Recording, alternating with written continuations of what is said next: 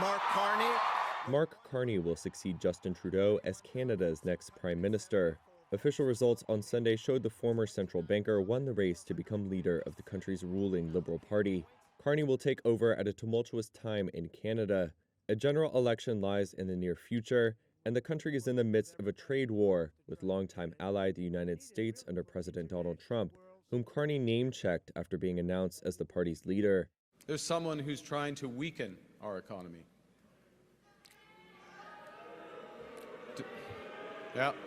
Donald Trump. And Donald Trump, as we know, has put, as the Prime Minister just said, unjustified tariffs on what we build, on what we sell, on how we make a living. He's attacking Canadian families, workers, and businesses, and we cannot let him succeed.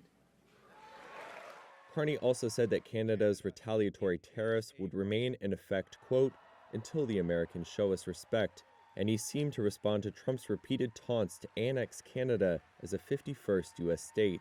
America is not Canada, and Canada never, ever will be part of America in any way, shape, or form. The 59-year-old took 86% of votes in a contest in which just under 152,000 party members voted. When Carney is sworn in later this week, it will be the first time an outsider with no real political background becomes Canada's prime minister.